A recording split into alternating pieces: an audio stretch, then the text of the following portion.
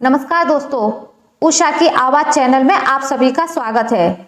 हमारी आज की कहानी है बड़ा घर या बड़ा दिल। अंजलि संयुक्त परिवार में पली बड़ी बहुत ही सुशील और सज्जन लड़की थी। 4 भाई बहनों में सबसे बड़ी थी, इसलिए उम्र से कुछ ज्यादा ही समझदार थी। अपनी हर इच्छा को हमेशा छोटे भाई बहनों के लिए भूल जाती थी। घर छोटा था और लोग ज्यादा, इसलिए अंजलि को कभी मन मुताबिक रहना सोना नसीब नहीं हुआ। वो हमेशा सोचती, काश पापा बड़ा घर लेते तो हम सब आराम से रह पाते। उसकी ये ख्वाहिश शायद शादी के बाद पूरी हो जाएगी, ऐसा वो सोचती थी और खुश हो लेती। घर में बड़ी होने के कारण शादी भी जल्दी तय हो गई। समय से कमाता खाता लड़का मिल गया, खानदान भी अच्छा था, तो बिना देर किए उसकी सगाई कर दी।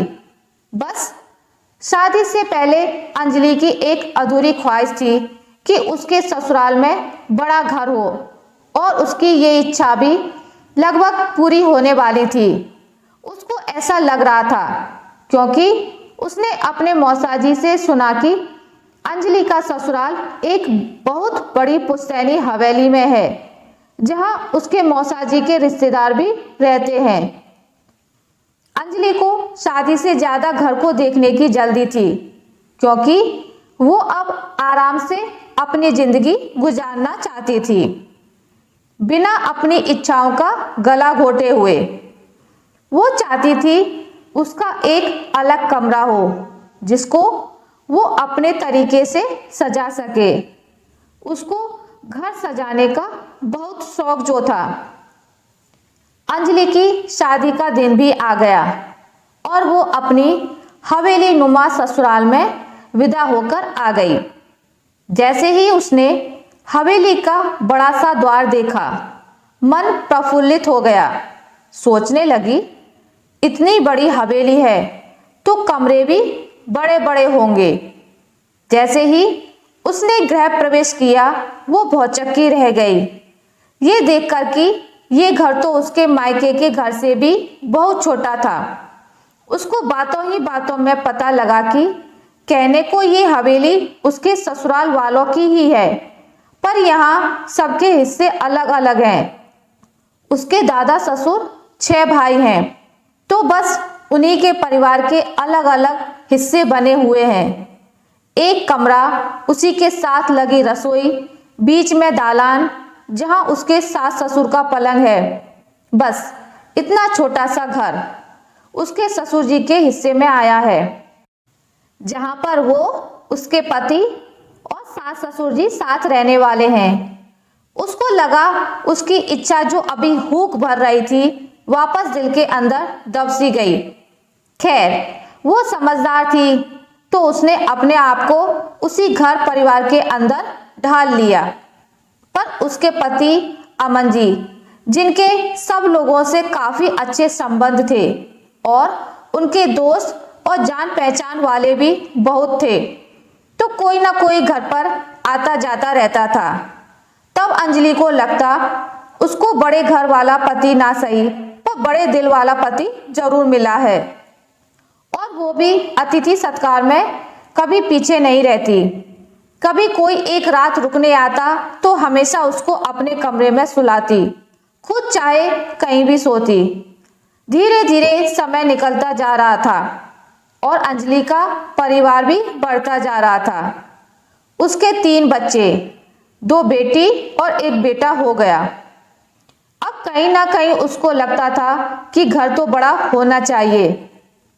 3 बच्चों के साथ एक कमरे में रहना बहुत मुश्किल भरा काम है, और ये भला अंजलि से अच्छा और कौन समझ सकता था। फिर भी अंजलि ने अपने उसी छोटे से आशियाने को अपनी किस्मत मान लिया, और उसकी ख्वाहिश कभी पूरी होगी ऐसा सोचना भी छोड़ दिया। अंजलि कभी कभी अमन जी से कहती कि अपने सब साथियों को देखो, अपनी इस कंपाउंडर की नौकरी में कितने बड़े बड़े घर बना लिए हैं, क्योंकि वो आपकी तरह लोगों की फ्री सेवा नहीं करते और एक आप हो जो बस रिश्ते बनाने में लगे हो। घर बड़ा नहीं पर दिल बहुत बड़ा है आपका। पर सुनिए जी, बड़े दिल से काम नहीं चलता। जब बच्चों की शादी होगी तो लड़का लड़की देखने आने वाले पहले घर देखते हैं और मुझे लगता है हमारे इस छोटे से घर को देखकर रिश्ते आने से पहले ही टूट जाएंगे।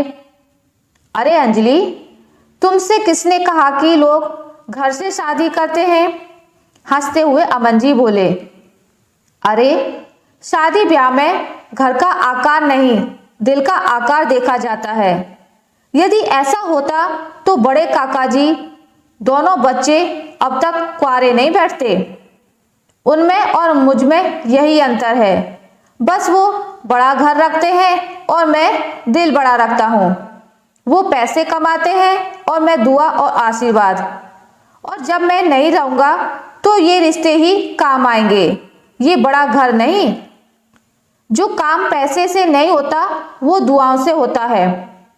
सुना है ना तुमने? बस जी, अब चुप भी करिए। बस नहीं चाहिए मुझे बड़ा घर। अब खुश? कहकर अंजलि अपने काम में लग गई।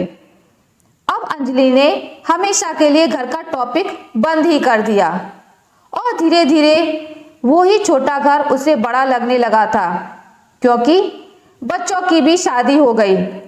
बेटियां अपने ससुराल चली गई और बेटा बहू अपनी नौकरी पर दूसरे शहर में। कभी कभार आना होता तो 2-1 दिन ऐसे ही निकल जाते, तो कभी वो दोनों बेटे के पास चले जाते। अंजलि बड़े घर की अधूरी ख्वाहिश के साथ अब खुश थी। वो मान चुकी थी कि उसकी किस्मत में शायद उसकी ख्वाहिशों का पूरा होना नहीं है। अचानक 2 दिनों बाद अंजलि अंजलि अमन जी की चीख सुनकर अंजलि रसोई से दौड़ी चली आई। क्या हुआ जी, ऐसे क्यों चिल्लाए? अंजलि हड़बड़ाते हुए बोली। मेरे सीने में अचानक दर्द उठ रहा है, किसी को बुलाओ। डॉक्टर डॉक्टर कहते हुए अमन जी बेहोश हो गए। अंजलि को तो जैसे सांप सूंघ गया। वो किसी तरह उठी और सब आस पड़ोसियों को बुला लाई। सब बिना देर किए उसकी एक आवाज पर दौड़े चले आए, क्योंकि अमन जी ने अपनी जिंदगी में रिश्ते ही तो भरपूर कमाए थे। सबने अपनी तरफ से पूरी कोशिश की उन्हें बचाने की। हॉस्पिटल लेकर गए, पर 4 घंटों के अंदर ही अमन जी दिल का दौरा पड़ने से दुनिया को और अंजलि को हमेशा के लिए अलविदा कहकर चले गए। अंजलि अपने उस छोटे से घर में बिल्कुल अकेली रह गई।